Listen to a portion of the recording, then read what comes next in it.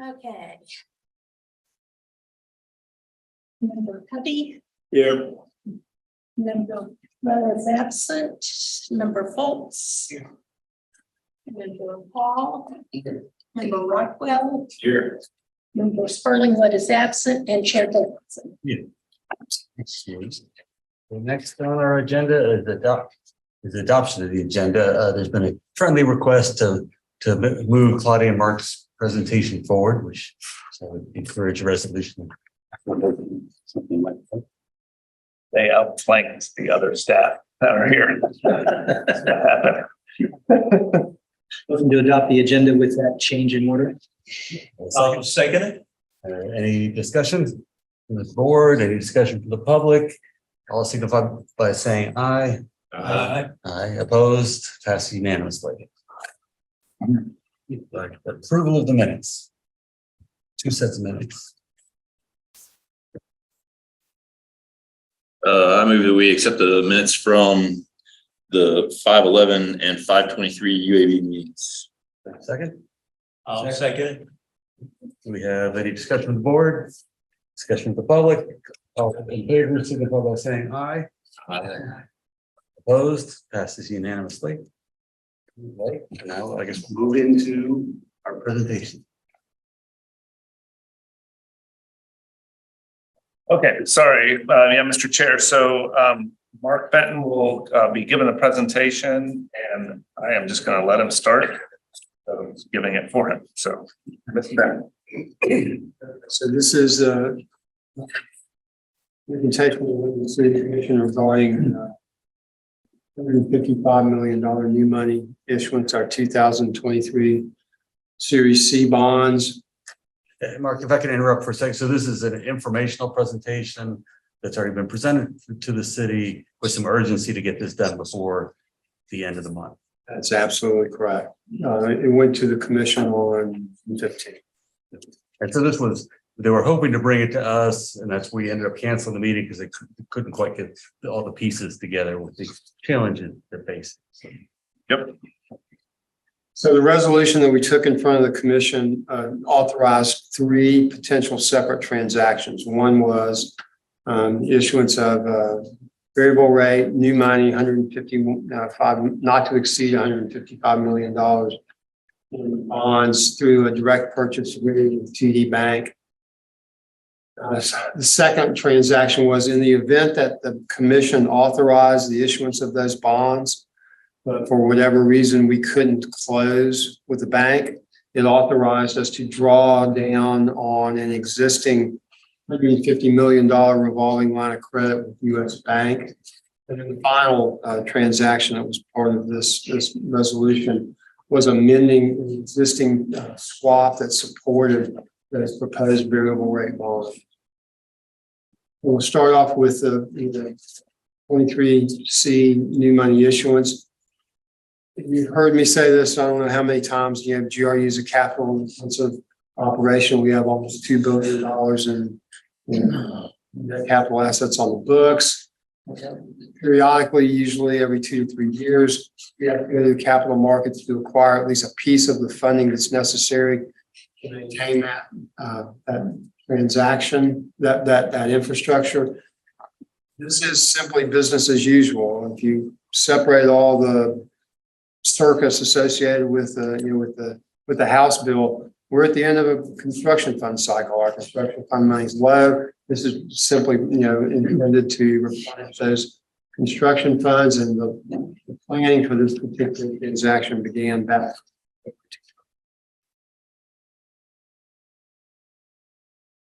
Proceeds of this transaction, when applied to that infrastructure, it provides the foundation for continuing the service level that we provide to our customers now, as well as for generating the revenue that we use to repay bondholders. The numbers don't come out of the air. That $150 million figure, we just don't, talk at our subject matter experts, which are the folks who manage and operate our plants and other operating facilities. They're doing continuous needs assessments on the infrastructure. It's submitted through capital and finance and our budget process and vetted through that process, and doing that those procedures. We essentially identify what kind of internal resources we have to fund that capital. And that identifies for us how much we've got to target when we go out to the capital markets to remind you that our goal is to fund our capital on a 50-50 basis, 50% debt, 50% equity, which is primarily our utility plant improvement fund. And this debt issuance was baked into the analysis that we provided to the city commission and to you in terms of that 10-year plan to reduce our net debt to the point where we hit the 70% target capital, capitalization ratio. It's simply the next step in executing that plan in reaching that benchmark. That $315 million net debt reduction has a couple of primary components. I think you saw this slide when we presented this piece before. 120 million is coming from reductions in what used to be called the general fund transfer. That was the contribution. Another $76 million from incremental revenue associated with recurring base rates, 3% in electric, 5% in wastewater through 2027, and then $28 million in budget reductions that we committed to as part of this plan through. This is a sample, and it's only a representative sample of the projects that are going to be funded with this new money. The full list from the capital improvement plans significantly longer, but these are some of the more significant projects that we intend to fund with these dollars. When we first start this, these are going to be variable rate bonds.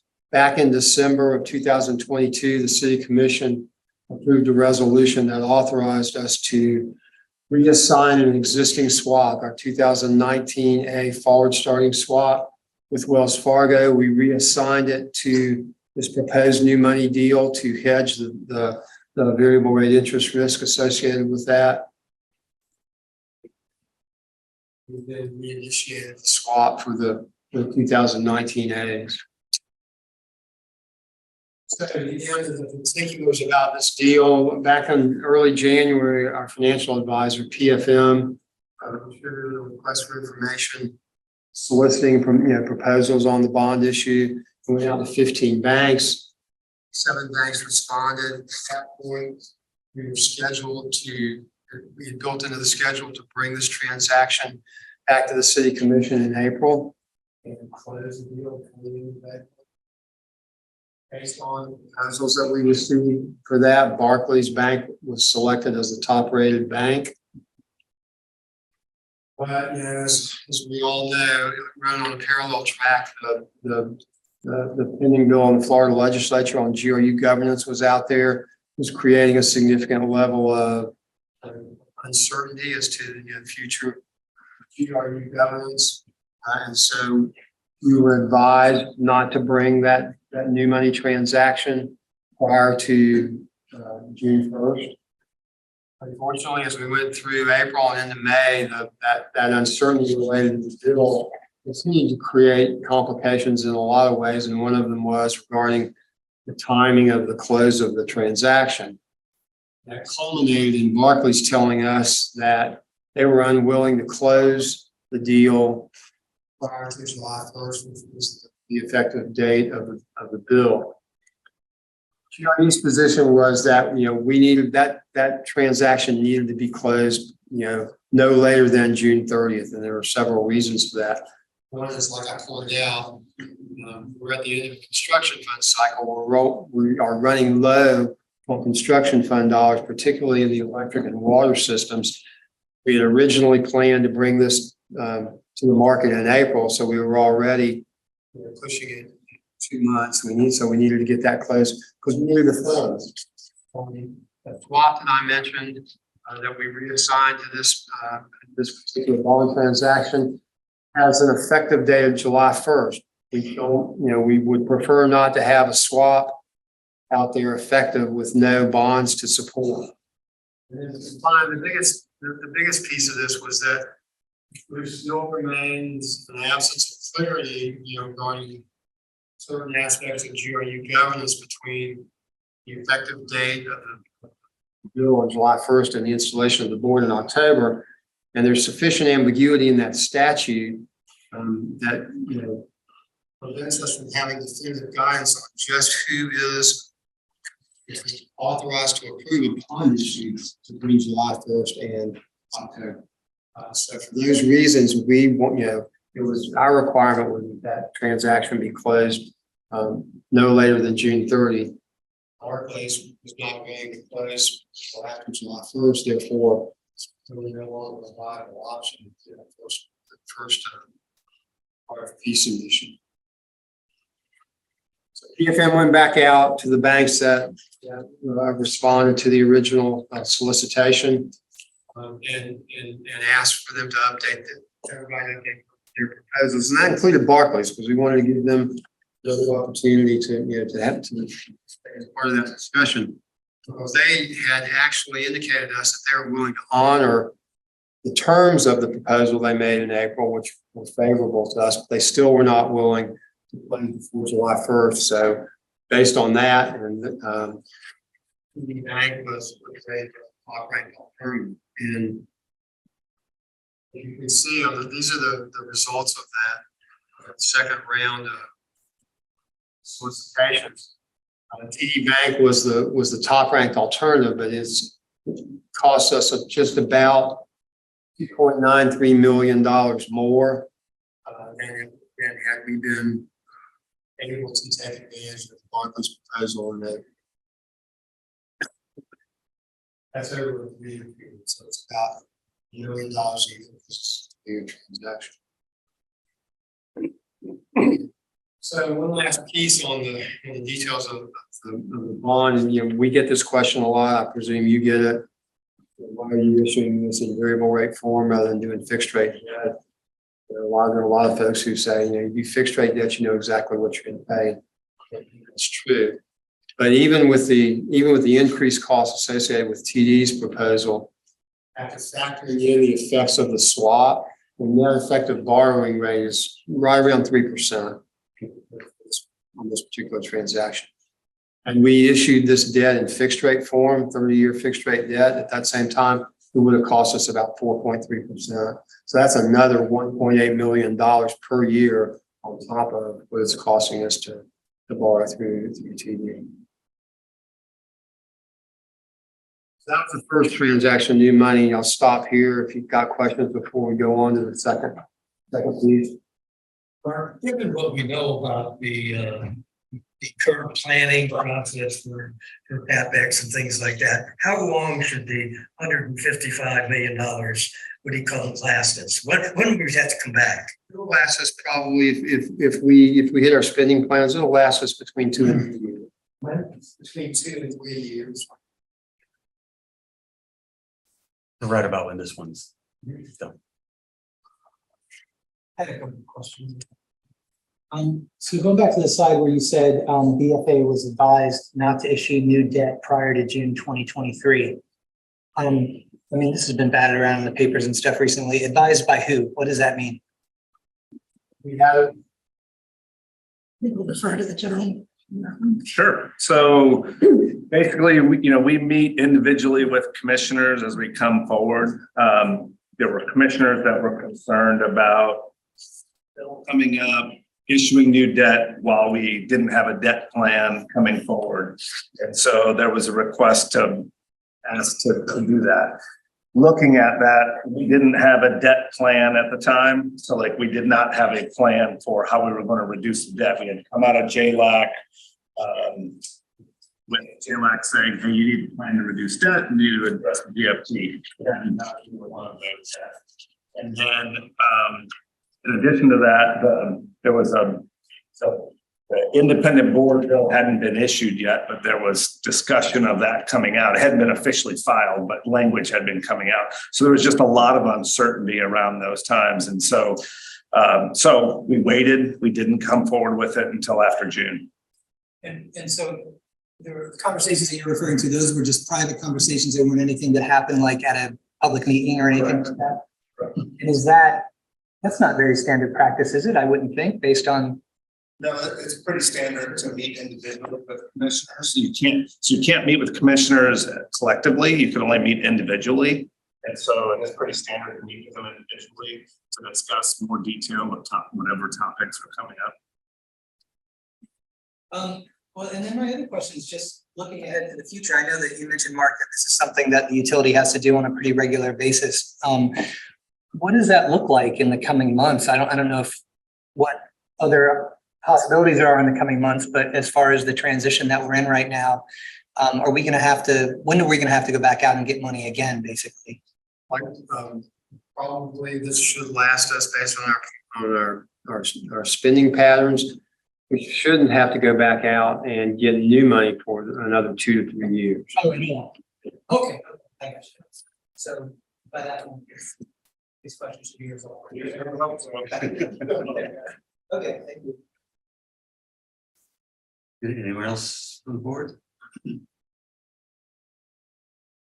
Was drawing, pulling out advances on an existing line of credit. And like I described it back in April 2022, the commission approved a resolution that authorized $150 million revolving line of credit with US Bank. That line of credit was designed to provide us with liquidity, financial and operational flexibility.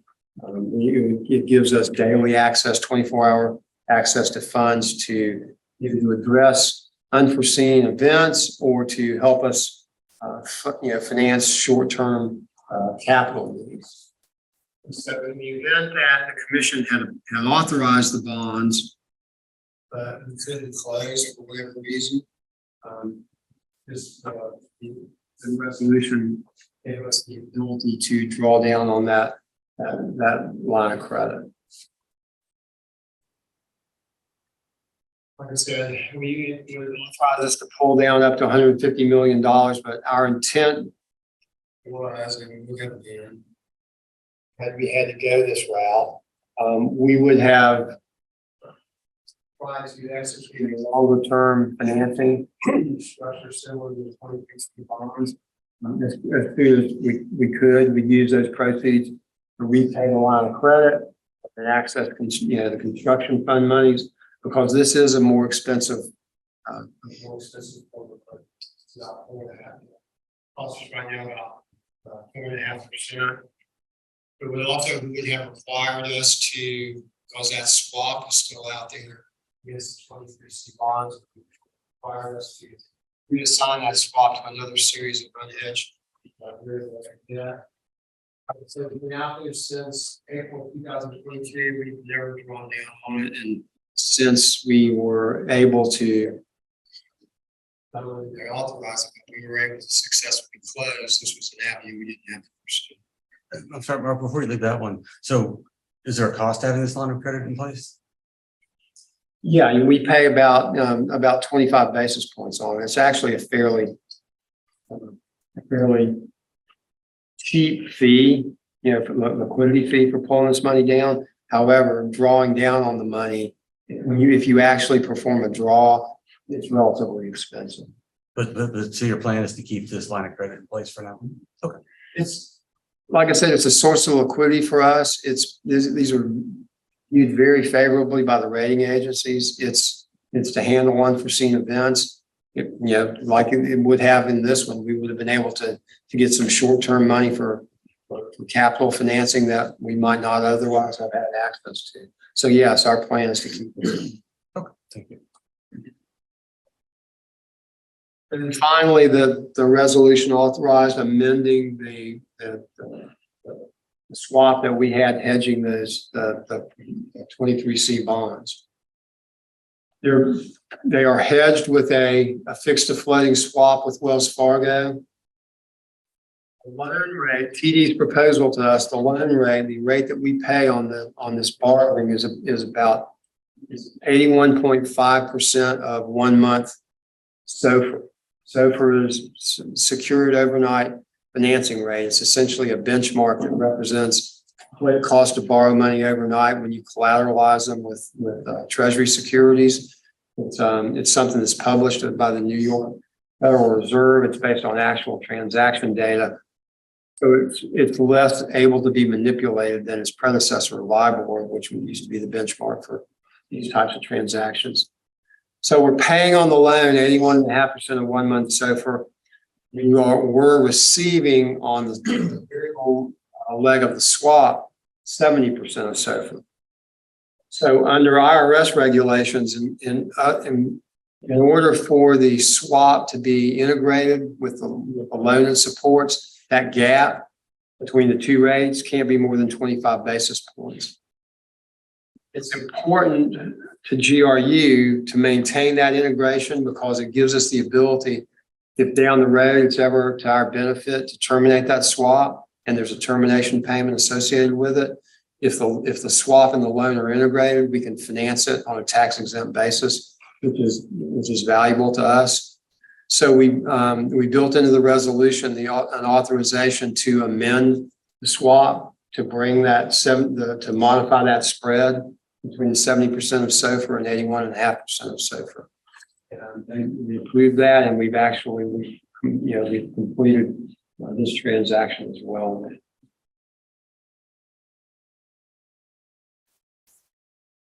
And so that's our informational presentation on the resolution that was taken to the committee.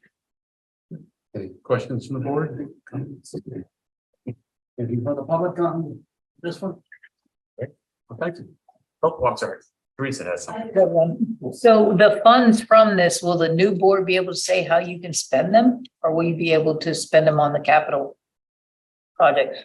Is that another unknown? Yeah, I mean, this will be to fund the capital improvement plan. And so the board has the ability to set rates and all that, but not to determine how we're going to spend these funds. This would be through our proposed budget plan, which is how these funds will be spent. Lock that in.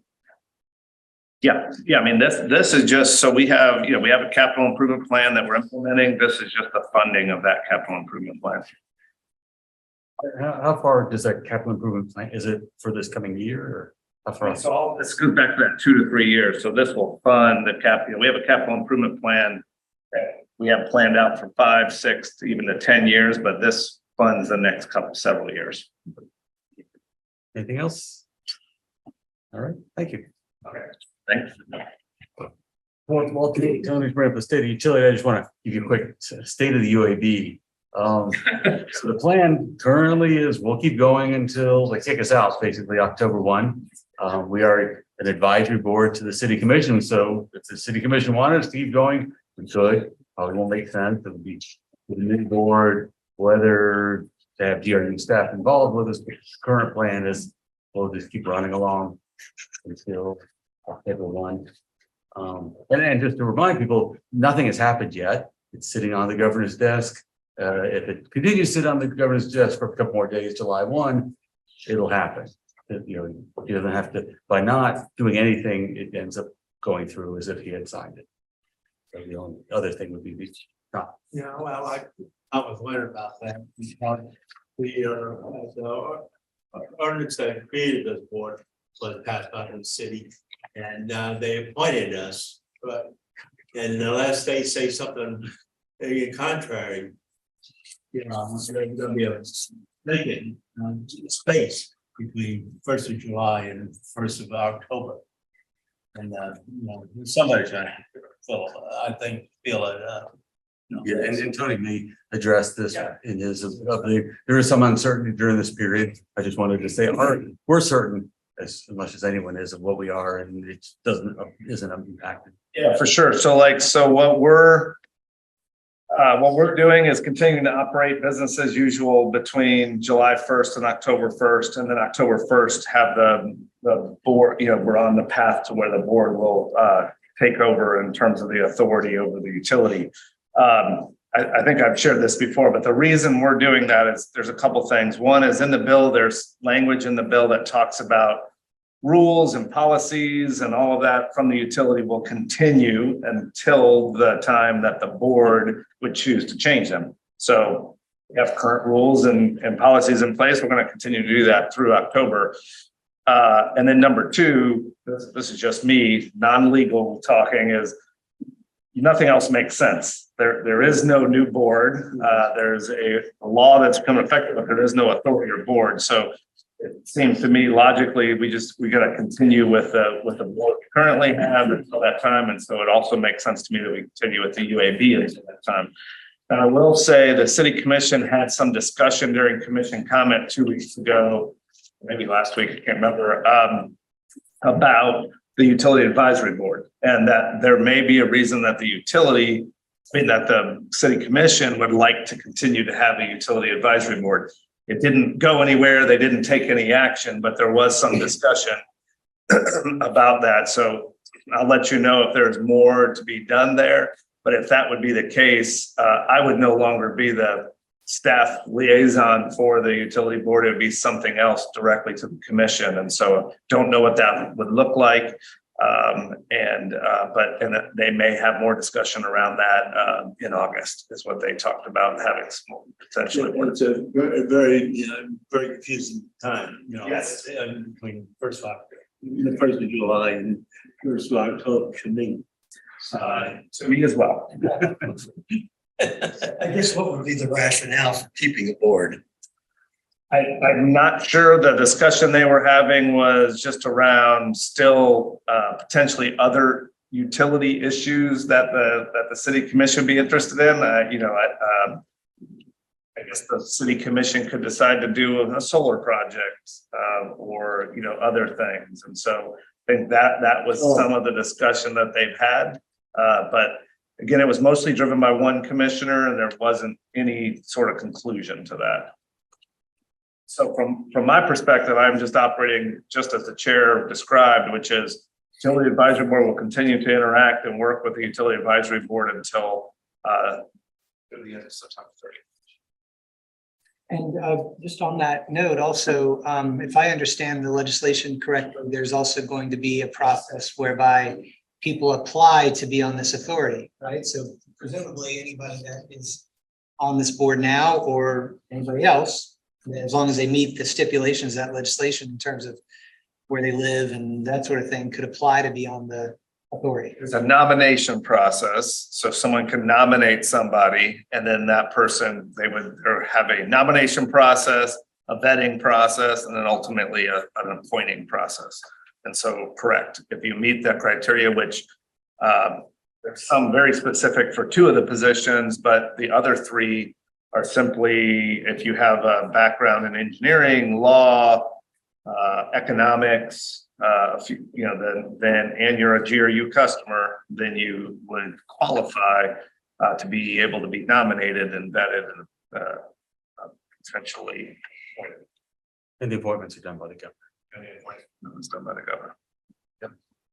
And Mr. Chair, I would just encourage anyone who does want to apply for the board to go now to the governor's website and just read that part about how to apply and familiarize yourself with it. You can't apply yet, but if that's something you're interested in, I would just make sure I'm familiar ahead of time. There's already something on the governor's website?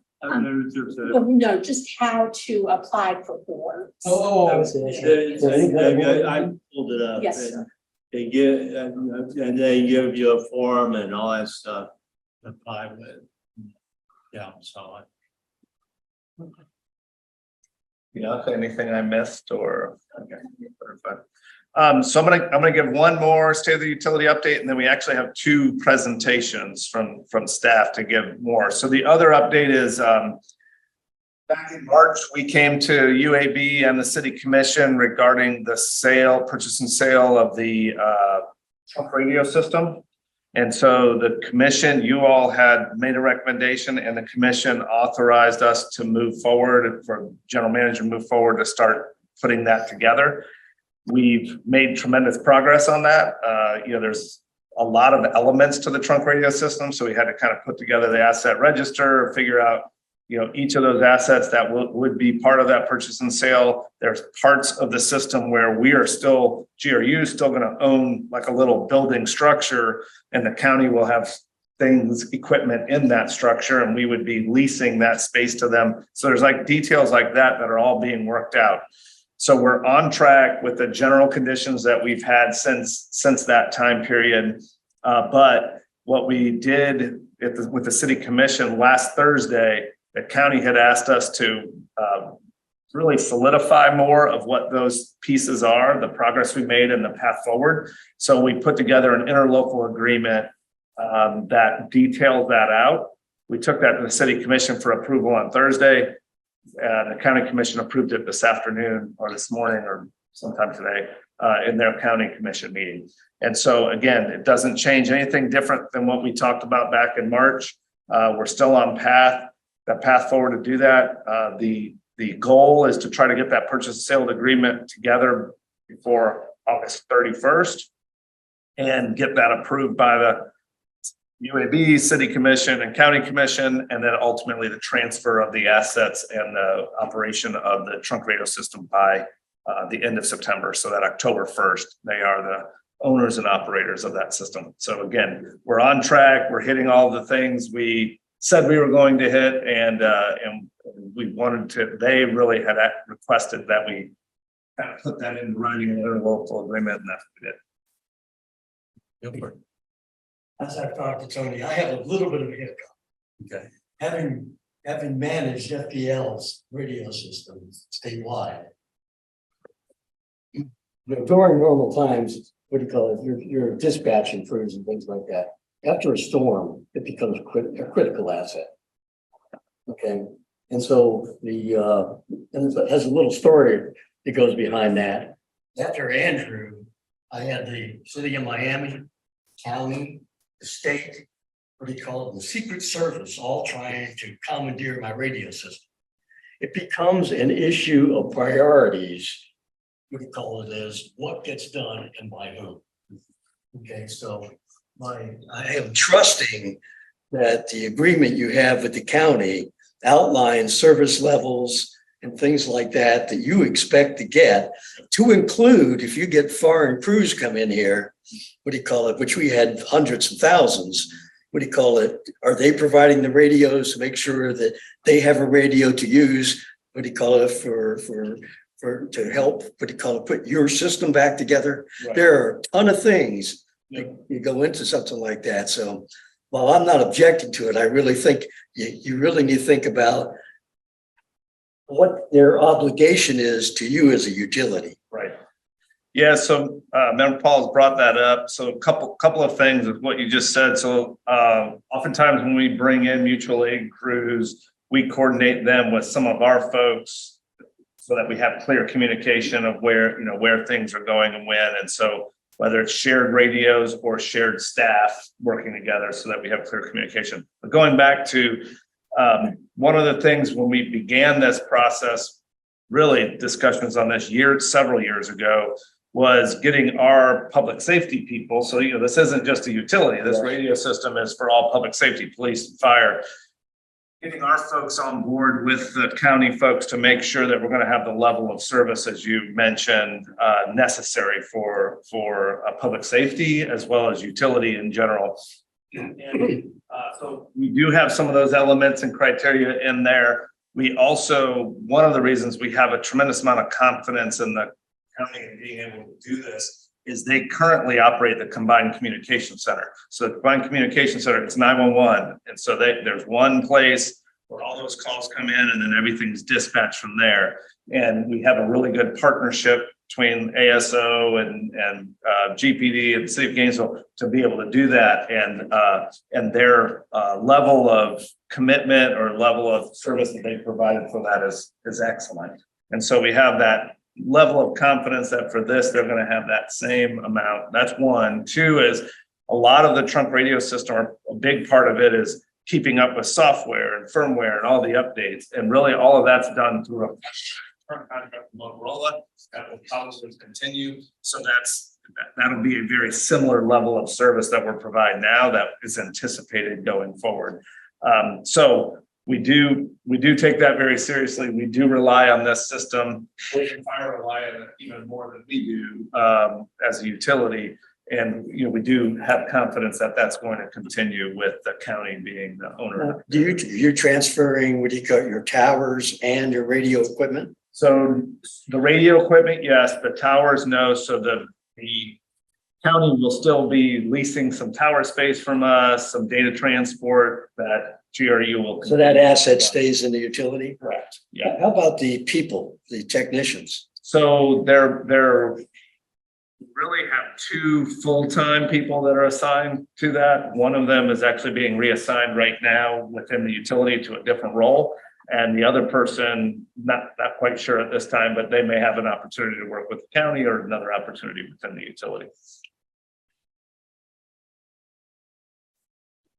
So that's really You're all right with it, I'm all right. with it. Yeah, so the consternation, I mean, we've been working with the county, like I said, for several years, moving toward this. And the other thing is if you'll remember, the model where the county runs the public safety is really the model you see out there. You don't see it as a utility running that model for municipalities and counties like this. And so we're moving toward the model that's much more the common practice throughout the state of Florida, at least, that I'm familiar with. Well, Dade County is, what do you call it, their system was down.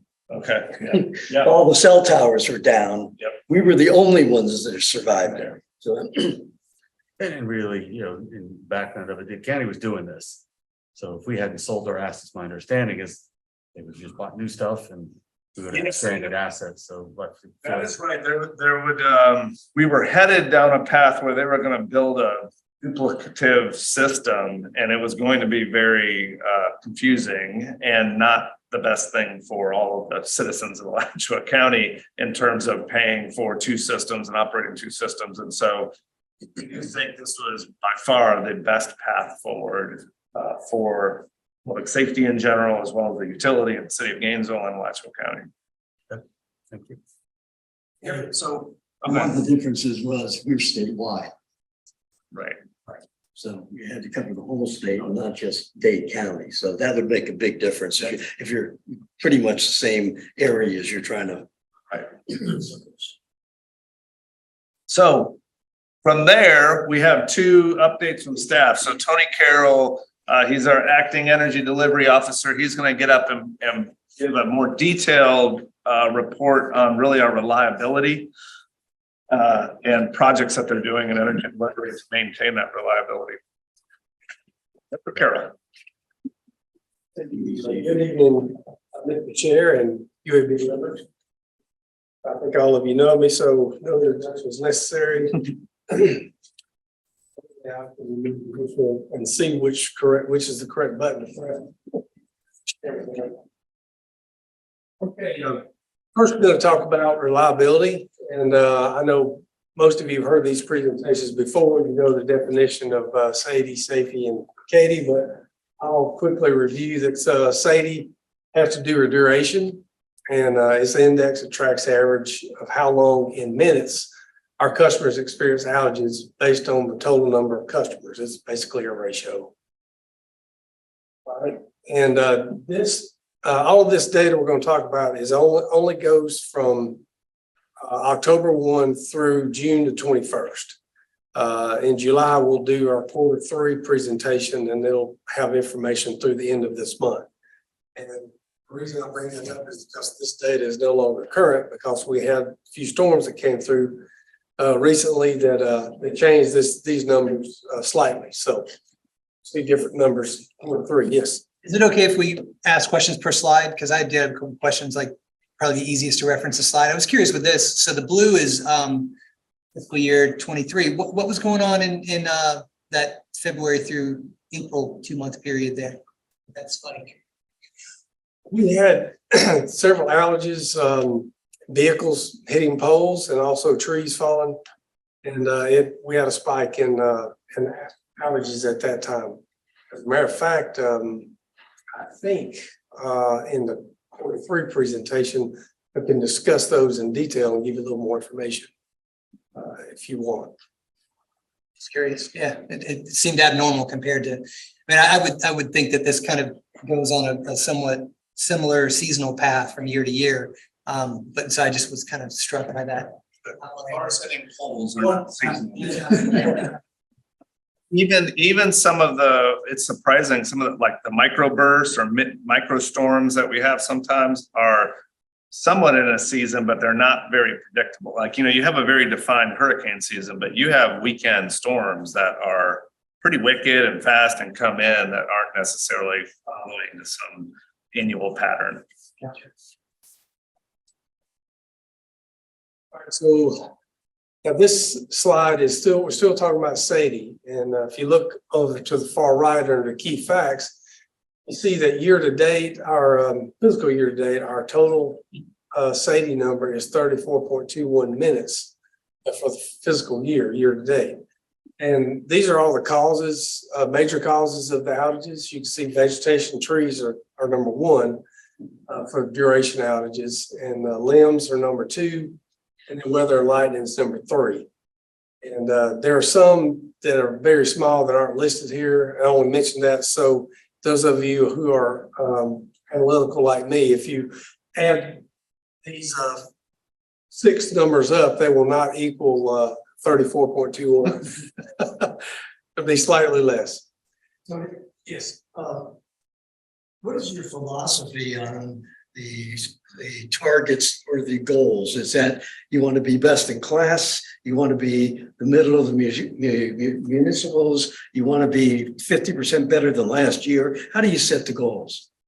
Well, we usually look at how we've done, obviously if we were terrible, like if we had Sadie numbers like 3 hours or more, we would want to spend a lot of money to get those numbers down. And typically, as you know, based on your experience, that the low hanging fruit is you can easily take care of that and get the numbers down initially. But then once you have a pretty good number, I'd say less than 1 hour in most cases, then you get less improvement for the amount of money you spend. In other words, you can spend a whole lot of money and only get 2, 3. You're basically looking from year to year.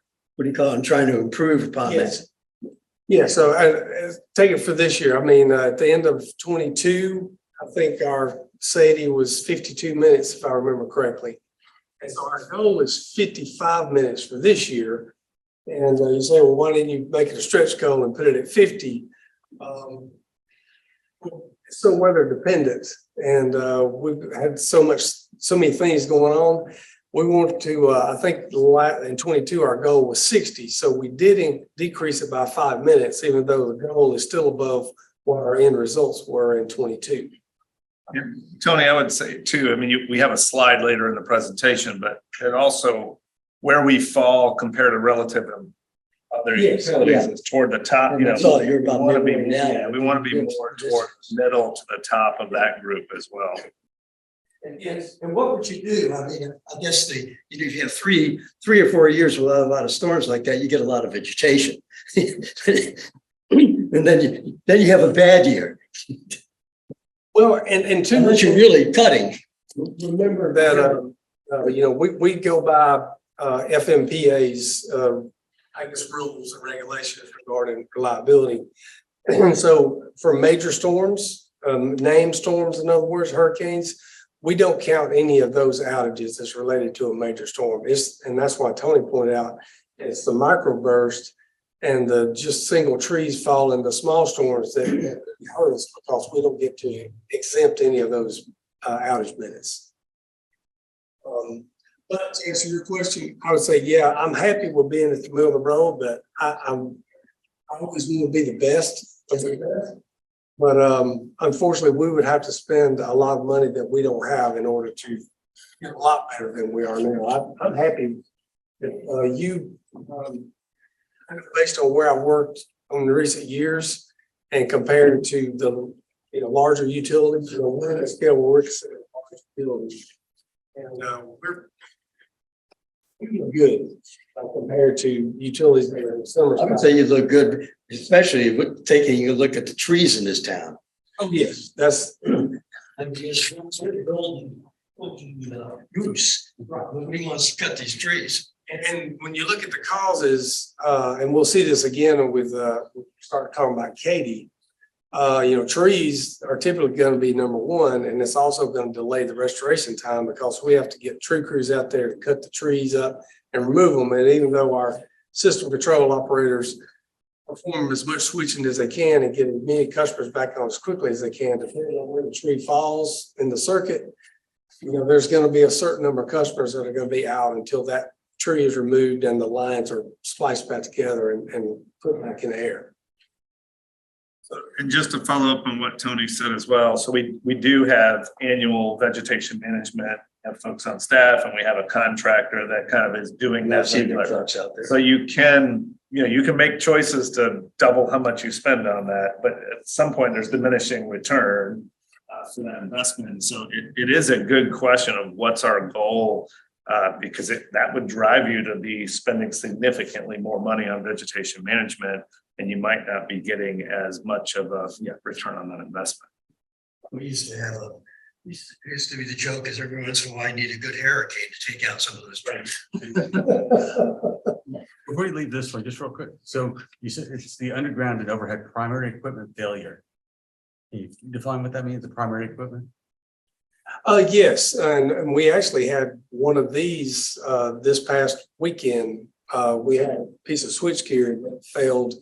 And it feeds the water plant on Main Street, and they're out for several hours. My peer in the back is giving me a mean look. Who's in charge of water and wastewater? It was a bad Friday. So what is it, how does the ratio of primary to overhead to underground? Is there a lot more overhead or underground? We've got around 60% of our system is underground, and that's based on total miles of line. And so we have more underground lines than we do overhead. Would that correlate to primary equipment? I guess where I'm coming from is I get people all the time saying, oh, why don't we harden our system by burying everything? It's my time on the UAB being exposed to GRU. That may not be a good thing. The challenge there is, yes, it would make a difference when a hurricane comes through if everything's underground. However, everything needs to be maintained and everything gets old. And so a lot of our underground equipment is between 20 and 30 years old.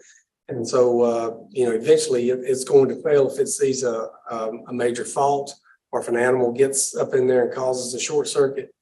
And but we do have a maintenance practice to start changing out a lot of these switch gears in the future years. Right, thank you. Be proactive instead of reactive.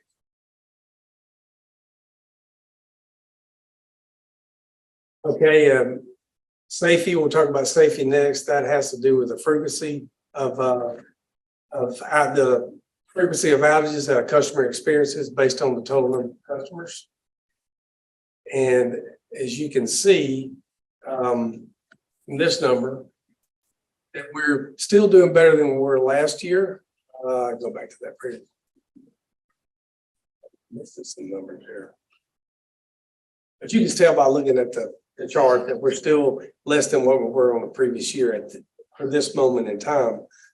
And if you look and see that our goal for safety is 1, and our total safety year to date is 0.7.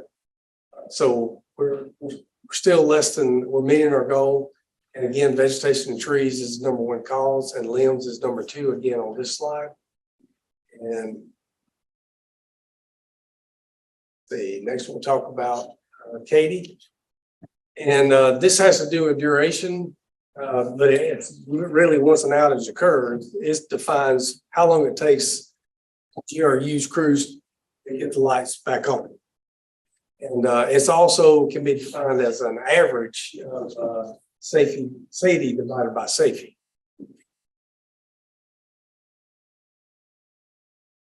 As you can see, I knew something was with that, the menu bar at the top is covering up.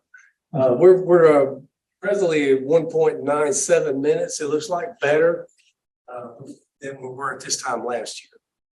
As far as Katie goes. And again, talking about trees and duration and time to restore.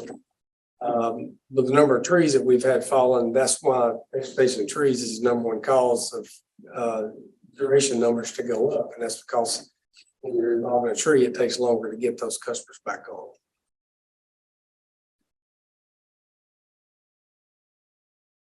The vegetation of trees 96.68. And again, I know this can be confusing. These numbers, you add up all those numbers. Sorry, Tony. I was trying to make the bar go away, but I need to. Okay, that's okay. I don't have to. So year to date, we're at 48.63 for average Katy.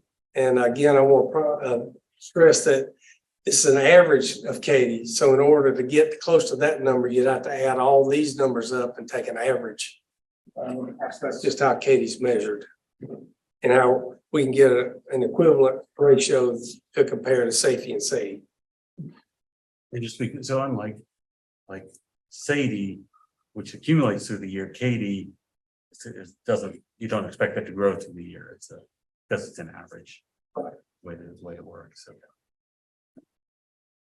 Yeah, Katy could go up or down depending on, since it's a ratio, if both SADE and safety increase, then the ratio could go down depending on how much they increase.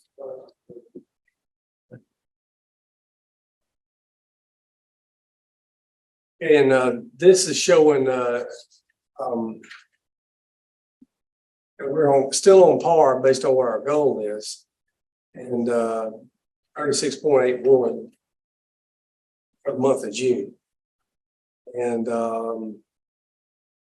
we got a note on here that storm restoration on June 16th generated 38.1 minutes of Katy for that day alone. And this is a ratio and not cumulative sum, as you pointed out, Chair.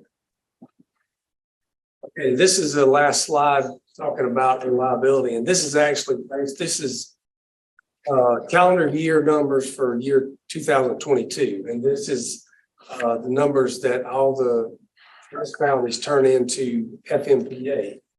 And they only send us an update once a quarter. And so we expect to receive a new update in the next few weeks for the third quarter. But we won't get a whole total report as to how all the utilities are doing until the end of this calendar year. As you can see, our GRU is highlighted in blue. I hope that's blue. I'm colorblind. It's blue. It makes sense that it's blue. But you can see we're doing a little better than in the middle of the row in most cases, because you want to be towards the bottom of the chart. And so those, I'm very proud of those numbers. Those are good numbers. Yeah, what do you call it? Numerically, you're doing much better. What do you call it? If you just look at where you are relative top to bottom and you're looking at colors, that's one thing, but you look at the 50, what is it, 52 to 261. Yes, that's right. That's for duration, you have 52 and safety 0.98. And typically we run neck and neck with JEA. Either we're just above them or just below them. And I have a running bet with one of my peers at JEA as to who's going to end the year ahead. So see how that goes. Better with Tallahassee. That sounds like I think we're much better than Tallahassee. So far. Tallahassee has a problem. Jinx us. Okay, now next we'll talk about some major projects that we have going on and have either completed so far this year or they're still under construction. And of course, AMI, as we've been talking about that for a while, that's ongoing. And Paul was talking about how they're in his neighborhood this week, and he got to talk to one of the installers. And got to find out a lot about the meeting, but it's all good place. We've completed our osmosis pole inspection. And for those of you who don't know it, we're on a 5-year cycle. And so every year, we pay Osmos to come out and inspect, do a ground line treatment, and inspect 20% of all the poles on our system. So that, you know, after 5 years, they've gone through all the poles and then they start over at the same area they started at 5 years before. And usually on average, what they identify is somewhere between 20 and 30 poles that need to be replaced. And engineering will then draw up a job and release it to construction, and T&D will go out and replace the pole. How many? How many poles? Between 20 and 30 How many total poles are they expecting a year? total poles on our system. If I remember correctly, I think it's around 15,000. They last quite a few years then. And those are pretty good numbers, you know, consider that the number that they're having to inspect, and that we only see about 20 or 30 that need to be replaced. Tony, what's the expectation for a pole life? Well, it depends on the type of pole. You know, the old creosote poles, some of those have been out there for 50, 60, 70 years. These CCA poles, they seem to be lasting, you know, so far they haven't been around that long, but they're holding up as well as the creosote. We've been around for 40 or 50 years. And then now some of the penta poles, we no longer install those because those weren't holding up very well. And that's typically what we see. IR inspection, we have a group in our electric T&D group that they go out in the infrared, inspect all of our transmission lines. And so they've completed that recently. And what they do is they look for hot spots with an infrared camera. And what that helps us do is, again, we're being proactive. So if we see a hot spot that's a lot warmer or hotter than it should be, then we know that we've either got a loose connection up there, a loose splice, or maybe we have a lightning arrestor that's about to fail. And so we can go ahead and be proactive and replace that before it causes an outage. Is availability and pricing of transformers getting any better? The availability is not getting any better. It's still long lead times on the transformers and almost just about everything. Panels, everything. Way long. Let's see, I've just FYI, because it's not included here, but you'll hear more about this at the quarter presentation, but I will mention that some of our high dollar projects that we've completed so far this year, we replaced a substation transformer at the Saranola substation. That was a $1.4 million project. And we also replaced a substation transformer at Sugarfoot substation. And that was also $1.4 million. And the big project that is underway now that we're scheduled to complete by the end of this year is the extension project. And what we're doing is we're trying to replacing an old system called JMUX, which JMUX is kind of like a router, for lack of a better word. And it's an old piece of equipment and it's starting to fail. And so we are upgrading and replacing the JBucks routers with X-Tran routers. And we'll be using what's called I'm going to get out of my area of expertise real quick here, MPLS communication system. And if I remember correctly, MPLS stands for multi-protocol label switching. And your idea, your traditional public internet sends data in packets and it goes from router to router to router until it reaches its destination. Whereas the MPLS system will send data to predetermined destinations without going through so many routers. And now, that's the limit of my knowledge on that. I'm a power guy, not a. Ask any more questions. Yeah, I was really concerned that an IT member might quiz me a little bit. I think that's I all. get one more, yeah. I talked about power transformers and communication. I got ahead of myself. So any questions? Questions from the board? Questions from the public? Nope. All right, thank you, Tony. Tony, thanks. So next up, we have Peter Sims. So Peter is our water distribution and wastewater collection director. And he will be talking about some new technology and processes and approach to evaluating our sewer system. I think Robin will get your presentation up and running.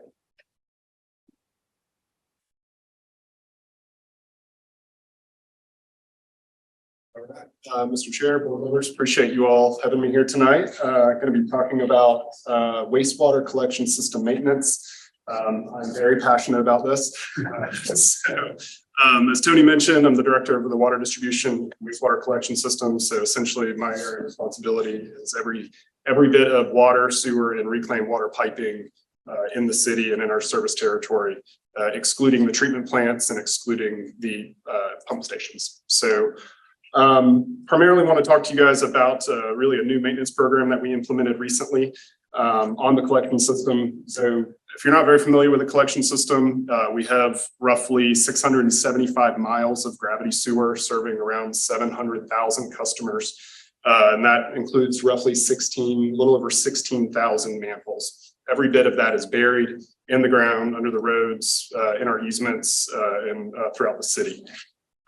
So the collection system does require constant maintenance. It runs 24/7. So we can't shut off, it's not like electricity. We can't shut off the electricity. We can't shut off the water. People continue to flush their toilets and that water continues to move by gravity through the collection system. So maintenance of that is really essential to prevent sewer overflows from happening, prevent sewer backups from going into people's homes or into businesses. It's very important to keep that operating in a very efficient way. And it's challenging. It's all below grade. It's all buried, and it's hard to see. We have to rely on technology. Some of the stuff that we're going to be talking about here in the presentation of how we achieve that. Our overall goals: prevent sanitary sewer overflows. Again, that is when sewer comes out of a manhole or out of part of our system. Our goal is to keep it in the system and prevent blockages or backups. Those may be, if it doesn't come out of the actual manhole, it still backs up in the system. We really strive to be less reactive and really operate the system efficiently. So some challenges. I mentioned we can't shut off the wastewater. It's going to continue to flow. And we're really having that water go through a pretty aged system. We have a lot of new infrastructure we're putting in, but most of Gainesville was built in the 60s and 70s. And so a lot of our infrastructure is, 60, 70 years old or older. We have some systems parts of our system that are close to 100 years or older that are still in service today. Sewer, if you're not very familiar with it, it's very corrosive. So that is a huge challenge that we have. Sewer gas, it smells kind of, has a distinct smell, but it smells like rotten egg. That gas eats away at the materials that most of our sewer systems made of, concrete and metal. It's not compatible, and that over time really eats away and degrades at that and can cause it to fail. So you add those elements in addition to what people are flushing down the toilet: fats, oils, and grease. That's FOG if you're not familiar with that acronym. Toiletries, flushable wipes, all of those things in addition to the aging infrastructure really make it a challenging environment for us. And infiltration and inflow, which when it's wet, like it has been in the last week, all that rainwater, groundwater gets into the system and can cause a lot of challenges for us. So keeping the system flowing is really essential. Before you leave this slide, I was watching TV the other day and there was an ad for flushable wipes, and I went on my usual rant. And my wife said, "Oh, look, it says that they're rapidly dissolvable." Is there anything to that, or is it just? No, it's not the same. They can be flushed, right? They can go through a toilet, they can go down a drain. But even if they do degrade a little bit, they build back up and they wrap around our pumps and impellers and just wreak havoc. I wish I had a number of how much we spend every year just dealing with flushable wipes, but when we clean our sewers, it's one of the number one things that comes out every single time. So, and everything's flushable in the same way everything's edible. Remember that. All right. So historically, our maintenance program has consisted of internal pipe inspections. So we have cameras, we open up manholes, we insert cameras into those pipes. We walk a camera down the pipe and we inspect it. If we find things, we bring our vacuum truck. It's a large, very large truck, looks like a dump truck almost, with high pressure jetters and equipment, and we blast the pipe walls in order to clean it. That is very, very labor intensive and time intensive. Because of that, the pace at which we could actually inspect the system, almost 700 miles of it, we could only go through that system about every 10 years. So that's definitely a challenge. That's the historical technology that we've had to clean and maintain the sewer system. Pivoting over to sewer overflows or SSOs. Most of our SSOs, the number one cause over the last 4 years has been residential grease and toiletries. So it's 47% of our overflows have been due to that, not by volume, that's by count or by frequency. The second highest category is infrastructure. So that would be issues with the pipe or the manhole that may have caused the issue that caused the overflow. So you really can't predict when or where. With a system our size, it's really hard to predict when or where an overflow is going to occur, especially at the pace that we were inspecting before. I'm sorry. Okay, well, you can finish yours, says. No, go ahead. Okay. I used to be a city councilman and we were aligning, I don't know if it was water pipes or aligning sewer pipes because the sewer pipes, water pipes were cracking. And I was just wondering, is that something you? We have a very aggressive program for sewer lining. So we have it's very, I'd say, a mature program. We've developed it over the years. We've probably been lining sewer, maybe 25 years now. Yes.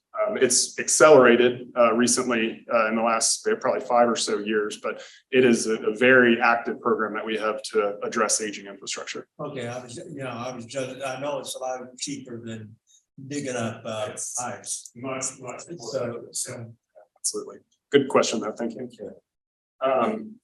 Where I was at was, with the number of SSOs that we have and the causes of them and the pace that we've historically been inspecting the system, we really haven't been able to catch those overflows or those sewer backups before they occur. About a year ago, we went searching for a new program, a new technology in order to do that. We developed the SWAMP program. I love the name, but stands for System-Wide Assessment and Maintenance Plan. Really, our goal is a system-wide assessment, a rapid assessment to get through the system much quicker. We wanted to reduce our frequency of inspections from 10 years down to 2 to 3 years. With that, we wanted to be able to identify and reduce where those overflows are going to occur. That allow our crews to be more targeted rather than having a huge system. We want to be able to narrow down where the hotspots are and address those more effectively. And lastly is wanted to improve our inventory of manholes. We've had a really good inventory and information from all the video inspections we did on manholes across our system with the older technology, but we didn't really have all that same similar detail on manholes. So that was a kind of a secondary goal of this program.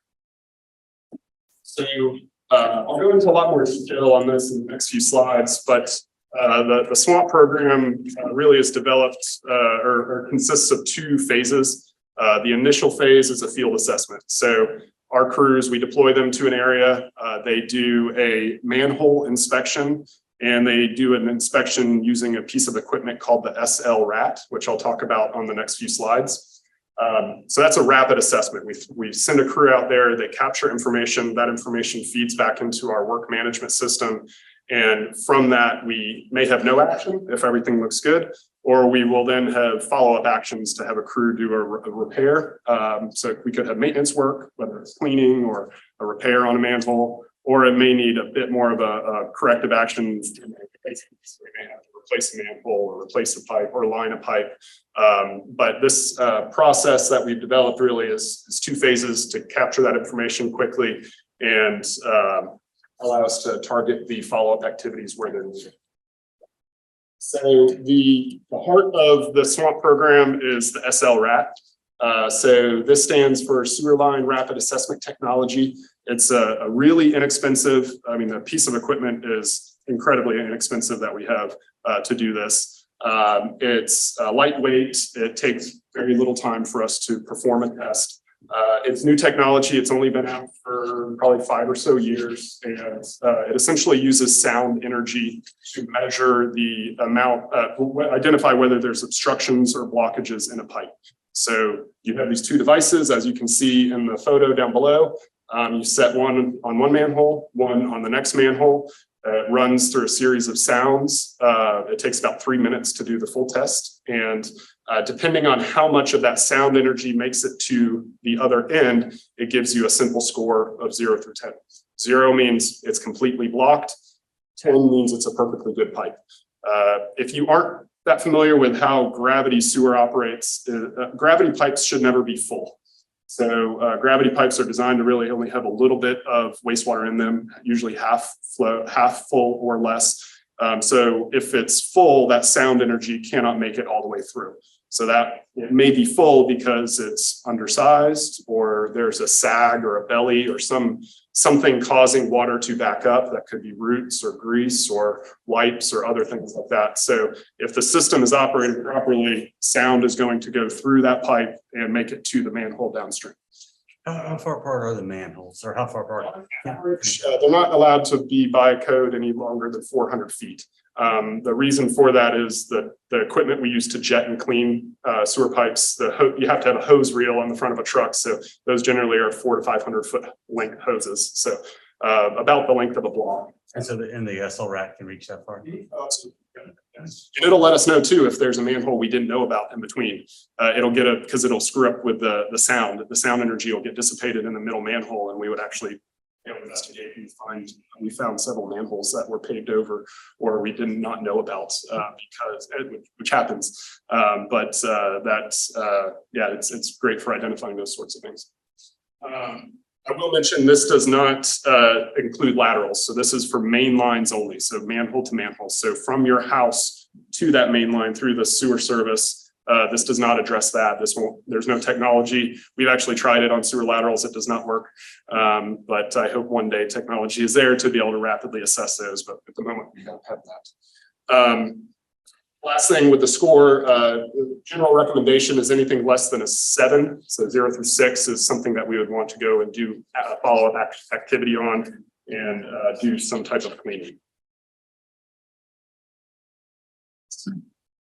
So while we're there doing the SLRAT, we also perform a manhole inspection. We use all of our work that we perform, we actually do in a mobile environment, a program called CityWorks. So everything we're doing, we're actually pre-assigning to the crews, and they're filling out standard forms on their tablets or their phones that capture the condition information that they're finding in the field. As they're doing this test, they're taking photographs of the manholes. They're filling out a lot of attributes and information on material, condition, follow-up activities that are needed. You can see kind of a general photo of what it looks like when we're doing that. Actually, today it got delivered and we had training on it. We're going to be moving away from just a simple photograph of a manhole. We purchased a camera that was, again, very relatively inexpensive that you lower down on a pole that captures a 360-degree video essentially of that. And you almost like Google Street View, you can take your finger and move it up and down and look around. And what that allows us to do is on a really deep manhole that's say 15 or 20 feet deep, there's limitations on what you can see from the surface. So this device allows us to get down in the bottom of the manhole and understand what's happening and then assign a follow-up activity based on that. This has been really, really powerful to have the manhole inspections. It may seem like a pretty simple thing, but all of this is getting pushed up into our CityWorks and essentially into our GIS program, and it's available real time. As a crew completes an inspection, it's immediately uploaded and available in the office, and follow-up activities are automatically triggered based on what they choose. So what does that mean is me as a manager or my supervisors or our engineers can look at a map, and very soon across the whole city, they'll be able to click on any manhole and see photos of that. And that's really helpful for planning engineering projects, planning any of our activities or new development connecting to our system. We're able to now have an inventory of all of that. So this is what it looks like since we started. This is how much of the system we've covered since October. We've been doing this roughly 8 months. We've been putting crews in different parts. We just purchased a second one of the devices, but prior to really the last month or so, we only had one device. This is some of the results of all of our information feeding into our CityWorks program. Simple symbology, green is good, meaning it was a score of 7 or higher. Orange is 4 to 6, so fair condition, or 0 to 3 if it's poor, and that needs some pretty immediate activity to go and investigate what's going on. But we have, and I'll share on the next slide some of the results. There are a lot of gaps in here, but that may be because we actually have no sewer infrastructure there. So there's septic areas, there's areas that aren't developed, especially moving through certain parks. So we've been kind of moving around in different quadrants. Generally, the way it's been working is we have one crew do all their assessments 1 week. They then give their equipment to another crew the next week. They then do really it's a find and fix process. So the crew that found it is then fixing it the next week before they get back onto the program after that. Okay, you mentioned septic. Are there places in the city that are on septic tanks? There are. How much, you know? So I ran some numbers on that recently. Within our service territory, we have, I think, around 7,000 people that are. Now that data is not, we rely on the health department for maintaining that data set, but it's somewhere in that number. Okay, I was just, where I'm a city councilman, we didn't have, we had 0 on septic tanks, but you know, I'm close to it. Okay. And then, you know, I'm concerned about it. Yeah, a lot of our, I'm sorry, one second. A lot of our septic people who are on septic, it's because they've previously not been able to connect to the system. They're with all of our creek systems, they've been unable to be served by gravity. And so that's a lot of the reason for why either a resident or a neighborhood may not be on our sewer system. Do you have any environmental concerns? I'm probably sure you do. Septic tanks are very hard to maintain. It is something that we are talking about more with exploring septic to sewer. There's a lot of funding from the state level for projects. We have a group in the water wastewater that is looking at septic to sewer for a number of reasons. We're definitely going to be exploring that a lot further. Peter, I'll jump in just real quick. So a couple things. A lot of times the reason someone's on a septic, there's a reason someone's on a septic. But Peter says very difficult to connect to the gravity system. And so some neighborhoods were put in and things like that. They're on septic. Number 2 is it's extremely expensive to convert septic to sewer. Like a neighborhood of $25,000 to $50,000 per connection to convert. And so we have looked at projects and we had looked at funding, and there have been places where we've made some progress, but it's typically a very expensive venture. So we're still exploring that, looking at potential ways to do it more cost effective. And then at the end of the day, you know, GRU doesn't provide that for free. Someone's got to pay for that. Yes. And so it's either through that grant funding or individuals paying, or the Connect 3 program, which would fund that. And there's not unlimited number of dollars available to do that. I know we had a couple of people waiting. Before we leave this topic, I used to do water quality work, and yes, environmentally, septic is not good. And as they were alluding to, unfortunately, the people on septic, a lot of times, are the people closest to the creek because they're down lower and they can't gravity. I know in my neighborhood in Rock Creek, there's several people. There's one, they were selling a house, and he's like, "Oh, that septic tank's great. I never have to empty it." And it's like right up against the creek. Fortunately, I'm upstream of that. Right. I think Fletcher, you were first. I've got a question. We see a lot of red spots here on this particular map. Just in general and overall, at the highest level, how would you rate the system? Is it average? Is it better than average? Is it pretty good? Is it wobbly and scary? So yes, you're correct. Sometimes the way the map, because there's so much data, the way the map shows. Overall, I actually think we're in very good condition from what we're seeing, and we've seen similar presentations from other utilities that have adopted the same inspection technology. In fact, JEA just gave a presentation on their results. And so actually, if you look at the graph on the right there, so what we consider poor or fair is only 12% of our system. relatively low then. That is, yes. In fact, JEA had, I think, 25% of their system was in that category of fair or poor. So I feel very good about that. The reason I asked is for many years I lived in Atlanta. Obviously, Atlanta is a lot older city than Gainesville. But they did studies like that in Atlanta, and it was a horror show. I mean, it was just, I mean, one headline after the other. It was awful, you know. It's tough to maintain, right? And a lot of these systems, like I mentioned, they're buried, they're hard to see. It's hard to be able to find where those issues are. And so if you already catch those in advance, you can have the backups. You can also have cave-ins, roads caving in because of what is happening with the underground piping.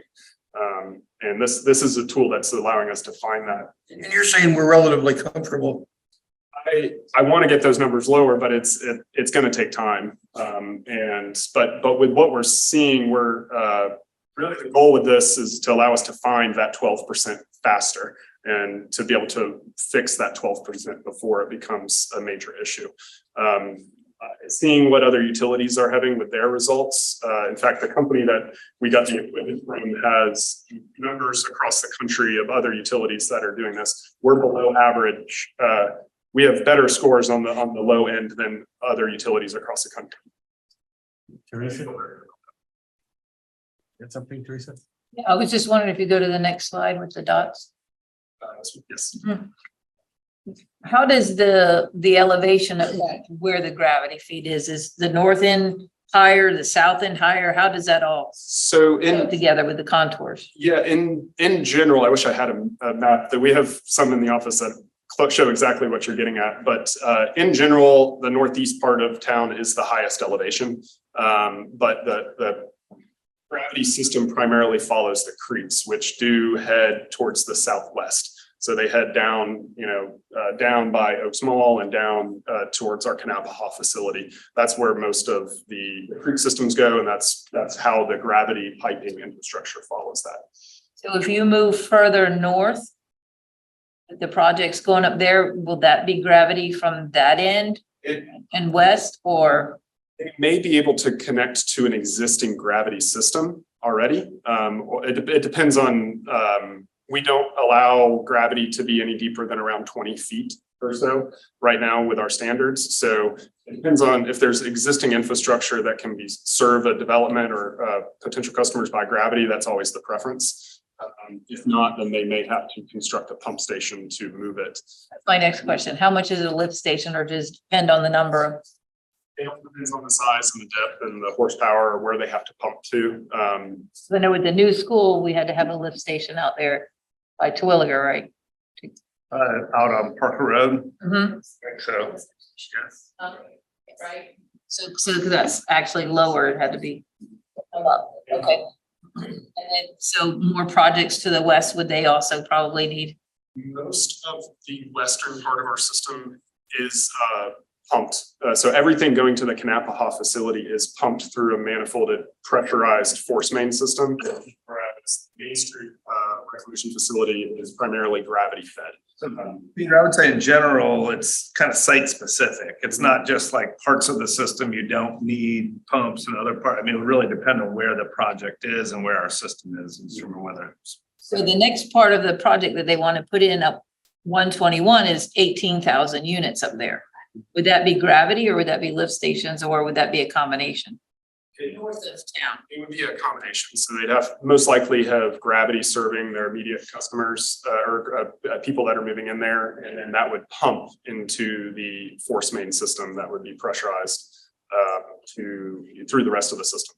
But it is very site specific on exactly. they may be able to, some other people connect to an existing gravity and other parts of the development may have to have a lift station to serve part of it. It's very much depending on what's there. And then we now have expanded, we connect to Waldo? Did we? You receive wastewater from Waldo. So years ago, I believe it was. I don't know if they were under a consent order or not from the state, but they eliminated their reclamation, their wastewater treatment plant, and now they pump all of their wastewater to us through a force main. So I don't think a lot of people understand how large wastewater system is, and it goes all the way through to Waldo. Now, from Waldo, though, it is a pump station in Waldo, and there's just a really long force main down Waldo. We're not connecting anything in between those.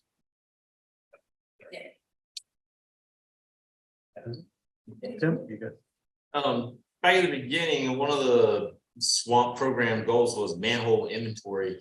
When I hear that, I think of a comprehensive data set that includes manhole rim elevation and pipe inverts and stuff. Are there any plans to start collecting that data and adding it to your GIS system so that the information is available? Very good question. In fact, so when I mentioned inventory, I was elevation wise, we have had really good elevation data on our gravity system, including manholes. And that's updated. We have 2 people in our wastewater division that survey manholes on a daily basis and are collecting that. So that's been happening for probably a decade or more. The thing that we did not have was material. So we did not have in our GIS, we did not know if it was a brick manhole or a concrete or what condition it was. We had limited information on those. Everything that is being collected now is being automatically pushed up through our GIS and populating those data gaps that we had. But again, we did not have that information previously. So is that information being added to the utility maps? Is that an ongoing thing or can it be requested? I believe I don't see an issue with that being requested. I think this will definitely help with development projects, knowing how to connect to a structure. Again, it kind of gives you a photo, it gives you a true photograph of what's there rather than relying on just lines on a map or data. But I think it's very valuable for that exact purpose. Are you looking for the elevation data or the condition data, like? Mostly the elevation data. The reason I asked that is available. So I mean, most of the utility maps I'm lucky if it has the top of the manhole. Now that's why I was wondering if there's areas that are being updated and we just happen to be in older areas, but I know it would be extremely helpful. But the survey is always required anyway, but I mean, I've had times when the surveyors look down, he's seen a pipe, he's give me a measure down, but come to find out that pipe was cut and capped 10 feet from the manhole.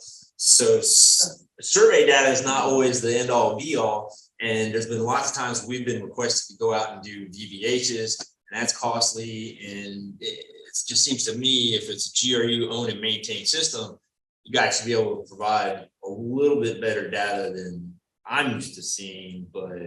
And so when you said that you're doing manhole inventory, I was just wondering, it seems like in this day and age, it'd be easy to maintain a map with all that information. Yeah, data is definitely available. I'd have to see exactly the detail that's provided on your maps that are being provided to you, but I know internally on the GIS layers, we see all of that is rim elevation, invert elevation, material, length, slope.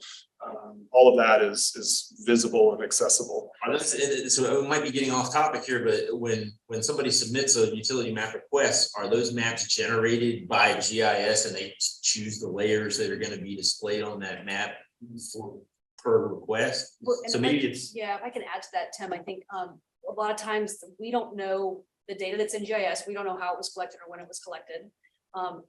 Peter is starting to RTK manholes now when he's out at these sites. So we're getting better data that's reliable that we can date stamp it.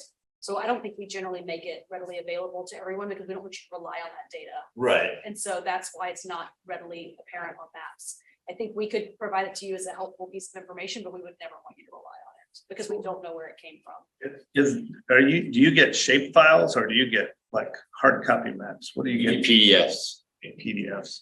And a lot of times, and again, I'm getting off topic, but a lot of times there's no legend. I don't know if I'm looking at a transformer or what, you know, so I was just curious. That's something it seems like we can. I'll agree. PDFs are very difficult to work with when you request one. Yeah, there's symbols on there that, like I said, it's anyway, and I just know, like I said, generally the responsibility for verifying all that stuff is on the development / engineering community, which is fine. But it seems like sometimes there's a lot of reliance on other people to do that work for GRU. Teresa, did you have anything else? I was just wondering, a majority of the actual structures, are they concrete or are they brick, or is it a combination, or is there cast It's a or? combination. I don't have stats on the breakdown by materials, but a lot of them are concrete. I would say that's the primary construction material for things that are maybe 40 years old and less. Stuff that's older than that is brick. And they vary by condition. You can have a manhole that's fully brick that's 80 years old and looks beautiful. It all depends on how corrosive that environment is, how well it was constructed, earth loads on that. There's a lot of variation that goes in, and why a condition assessment program like this is important. And you're relining some of them? Absolutely, yes. In fact, the next slide shows some of the information from that. So I don't know if I have the manhole information on this and listed here, but when we go and we do a manhole inspection, we flag what is the action that's needed. Does it need to be lined? Does it need to be replaced or not? It may just need some cleaning or maintenance. We're finding about 5% of the manholes need to be lined. Based on what we're finding right now. So system-wide, that would be just under 1,000 manholes right now need to be rehabilitated probably in the next few years. Other existing manholes that aren't lined now are probably going to continue to deteriorate too. So it's a game that you're always going to catch up on based on the way they're aging and the condition or the environment that they're in. But I can tell you this has generated a manhole lining program. So because we're collecting this data now and we have a standard process, we're then generating a lining program, and we have a contractor that this information feeds into. We evaluate it and we pass that off to a contractor to spray line the manholes, and that is significantly cheaper than digging up, by order of magnitude cheaper than having to dig up. And the same thing goes with mainline gravity issues that we find. We go and inspect the main, identify if we need to repair it or if it needs to be lined by a contractor, and then we have a process and a workflow for handing that off to them. Any more questions from the board? Questions from the public? More slides. That's it. The question. All right, well, thank you. Very interesting. Real quick, I'm sorry, I'm trying to go back one real quick. I do want to just, when you look at those two blue lines, it's pretty phenomenal. Historically, you clean the line, then you TV the line. And so it's an extensive amount of labor and effort. What this is demonstrating here is this ability to be able to assess the lines and determine that only 12% needed to be cleaned. So you're saving a tremendous amount of time, a tremendous amount of labor, a tremendous amount of cost by doing that. And I think that's the ultimate success of all of this is that, in addition to all these other data you're collecting. And because it's less expensive, we're able to cover more ground each year. So this year, we've already done 175 miles of the system, so roughly 25%. We're on track right now to do almost 300 miles of the system. So we'll cover a little over 40% of that. That is a significant, we're touching manholes that in systems we've not touched in a very long time. That's helping us prevent overflows, identify issues, and overall make the system run better. Yeah, that's awesome. So when you see like a belly, do you guys kind of address that too, or? It depends. So it depends on how bad the score is, where it is, how easy it is to repair. The only fix for a belly is to dig it up. And so if it's under Archer Road, you may not dig that one up. It may be we have to put that on a reoccurring schedule to go and inspect that and clean that every 6 months. And so there's a trade-off really with every one of Which one's more cost effective? Okay. What is the material you use to line the lines?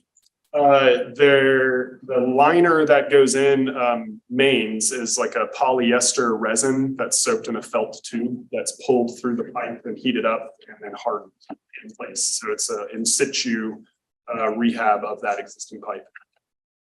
And it's, that technology has been around for over 50 years. It's very tried and true, very cost effective, and, I think it'll be around. Well, thank you. All right, moving right along, public comments. Still declining. Okay, member comments. Member comment, I'll just. I want to give a shout out for all the storms and everybody doing all the restoring. It was amazing. We had a lot of stuff go on. And I want to give a shout out to the sewer team who I talked with today at Duval while we had our backup, and they did a fabulous job helping us. So I got to see the whole line of it and the manhole, everything firsthand today. So Well, you're talking to the main people, so Tony, Debbie, and Peter, both from a storm response standpoint. Just as well as that. thank you guys. I really appreciate it. And I got to see the new lined one and some of the technology they're using, the jets and the cameras. So woo. Remember, I was gonna just say, you know, in our time we have left, I know we had policy documents and stuff. I'm not particularly enthused to work on that at this point, feeling like, I mean, I'll probably not be used, but just, you know, we don't have to discuss it now if you don't want to, or if you want to, or if people have any thoughts, this would be a good time to share. Going right up into the sunset. I will just share from my perspective, not to work on that at this time either. We are, you know, we are really, the leadership team at GRU is really trying to focus on what does the transition to a new board look like and how do we make sure that that's successful? Because if we don't transition, we know how that works, and we're ready to do that. If there is a transition, we need to make sure that we're continuing to provide power and water and natural gas and everything on a regular basis, and doing that at the level that we're all accustomed to. And so we're spending a lot of time focusing on what that looks like and how to make that transition successful. And so it would be difficult for us to continue to work on some products that we were working on, and you know, with the path we're going on. Yes, Fletcher. I would just like to parenthetically point out that our last meeting, we talked about the question of the differential between the rates charged by GRU and other utilities in the state. We didn't get any communication on that, but I would say that there were at least two communications from GRU that I saw in terms of press releases and so forth on that subject, and it looked very interesting. I wanted to know if Tony maybe wanted to address that, or if people had questions. If you haven't seen those press releases I'm talking about, I'm sure they can be sent to you. I got them stored on my hard disk, but I found it very interesting because there's some real substantive changes, I would say. Yeah, so I'll give you an overview. So we've talked about this before. Your bill is primarily made of two main parts. It's the base rate, and then there's the fuel adjustment. And as you all are aware, last year, skyrocketing natural gas prices really took our 2/3 of our power is generated from natural gas generating electricity. We've got natural gas going up 3 to even 4 times the cost. That cost is then passed along to our customers through the fuel adjustment. And then at the same time, we tried last year to slowly increase that fuel adjustment because you don't want to over collect, but the prices kept going up. So we actually fell further and further behind through a lot of the summer.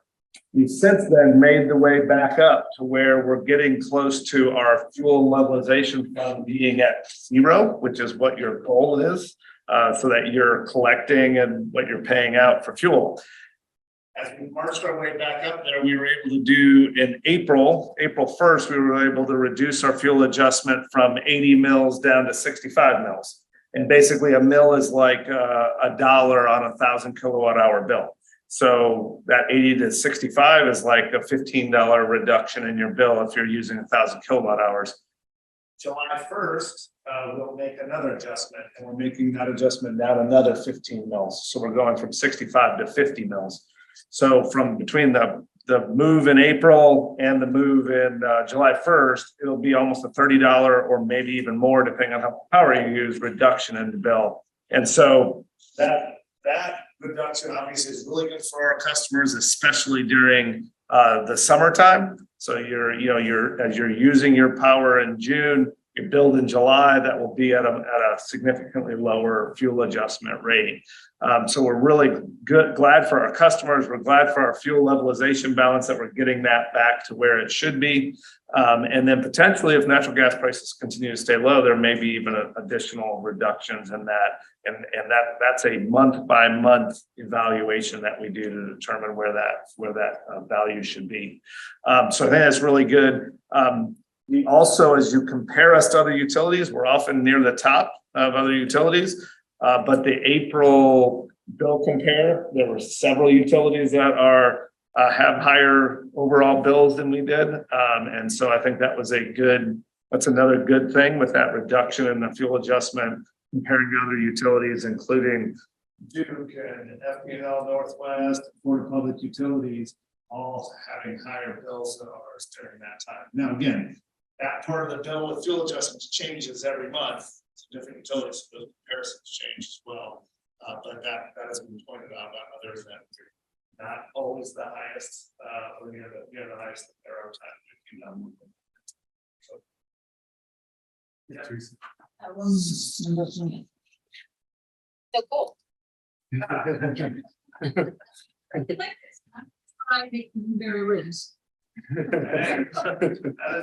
Is that from a gentleman in water wastewater that? And one from energy delivery. I don't know where the rest came from, but the gentleman on the front is mostly water wastewater. Yes, the individual that participated are employees, so it's really they're fun. Yeah, my daughter texted me and said, "Dad, why aren't you on that?" I'll leave it to the sound of the voice. Anything else from members? I just want to, we're doing some shout outs. Give a shout out to Tony. I'm the only one. Positive shout out to Tony. Yeah, I mean, he's done just a remarkable job of sailing through some pretty rough seas with a good humor. His message these days, for those who haven't heard it, which I applaud, is he's the one who's going to be dealing with this new board. Everyone else here, they have Tony to buffer them, and I think that message really helped. And as someone who's run a company, it's tough to run a company in uncertainty, and this is just mega uncertainty. So, not exactly the job you probably were hoping it would be, but thank you so much we're fortunate to have you. Well, I appreciate the comments. I mean, I will say I did a little road show. We're trying to go throughout the utility and meet with all of our employees. And one of the things, the big part of the message was, look, if you're in this room, if you're a utility employee and you're in this room and you're not, you don't feel good about change and you're not up for challenge, like you're in the wrong room. Like the utility business is fraught with challenge and change. It happens all the time. And in fact, our employees are really good at that. They're really good at taking on challenges. They're really good at dealing with changes. And so we're in that time. This is a challenge and a change, but we're kind of built to do that. We do that well. During hurricanes and emergencies are actually one of the most exciting times. It's not fun, but it's exciting from the standpoint of the utility workers really come together. They focus on whatever the issues are and fix it, and they do a phenomenal job doing that. And so I'm kind of really looking at this as, if it's a hurricane coming, it's going to be different. It's going to be change, but we're used to that, and that happens all the time. And so we'll see. And look, here's the other thing about the utility: we don't just talk a game. Like, we get it done. We have to get it done. Like right now, water has to get to people's houses. Electricity has to be there. A minute from now, it has to. And so our folks are really, really good at getting it done, and they're doing that. And I have utmost confidence they're going to continue to do that after July 1st and after October 1st and well into the future. So. I think I was planning to flush my toilet. Yeah. Happy to hear that. Yes, Bucky. You know when it's broken. We read in the paper that the governor hasn't taken any action on that bill. Is there any other updating you want to relate to us about anything that we ought to know about? Yeah, I appreciate it. So it's actually June 29th. If he takes no action by June 29th, that's the 15-day clock, and then it becomes law, and then that law becomes effective starting July 1st. So I do not have any other information as to whether he will sign it or not sign it. All the information we've had all along is that he will not veto it. But again, that's not 100%.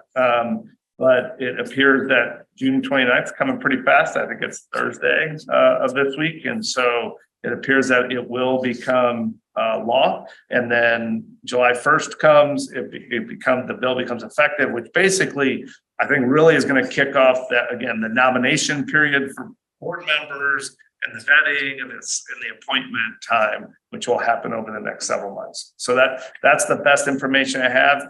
The other thing I will say is City Commission voted to have external counsel to potentially challenge the bill and the constitutionality of it. And so city attorney is working with that external counsel right now to evaluate that and see if there are points to be made there. And then there's also, I'm not as familiar with this, but I know there's also other folks in the community that are looking to potentially file a lawsuit or, something, challenge that. And so all of those things are happening. We're trying to track all of those at the same time.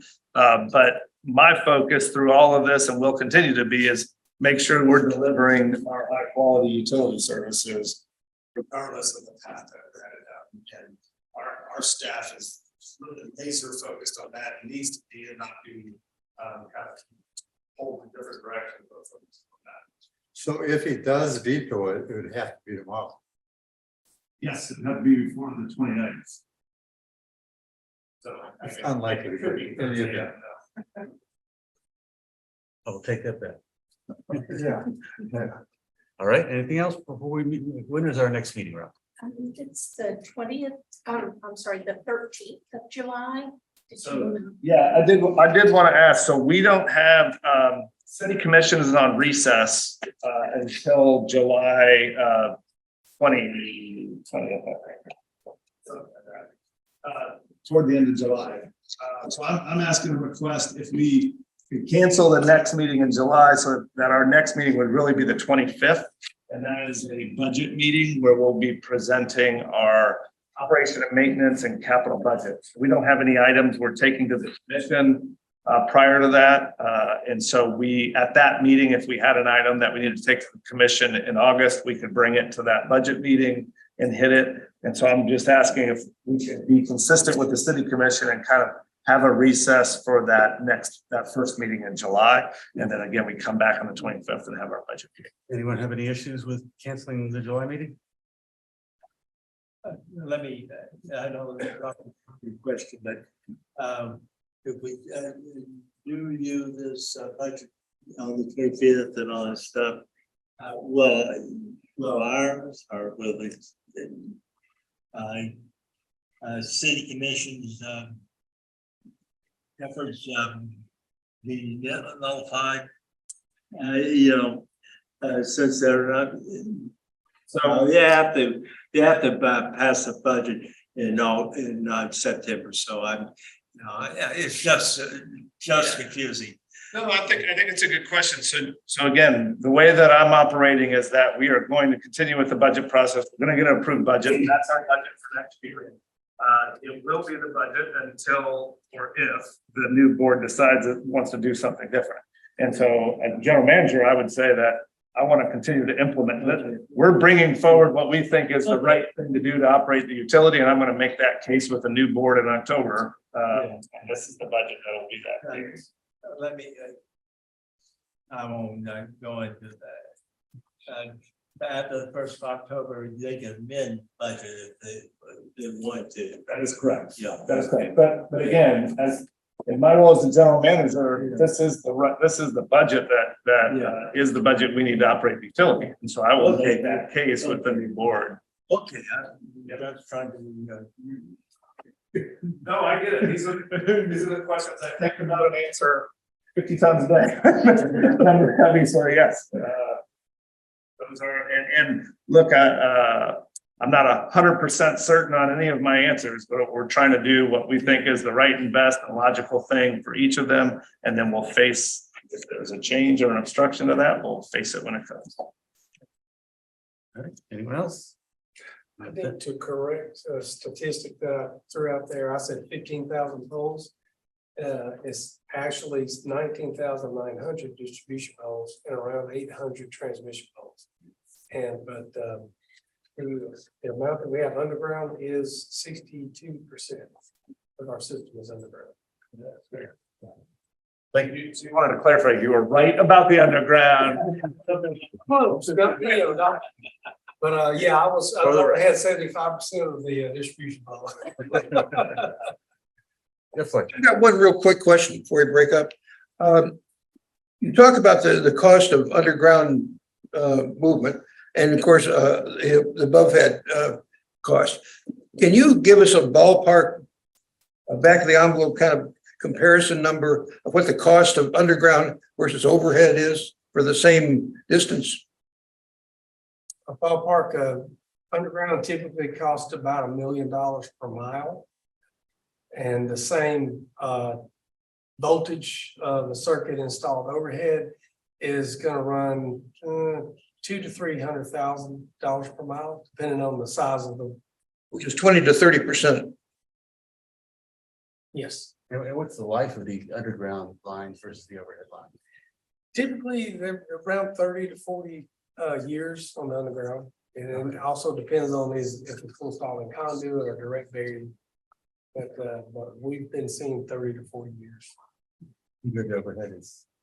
Overhead, it could be there. We've got some lines out there that have been out there for 60 or 70 years. Significantly different then. Okay.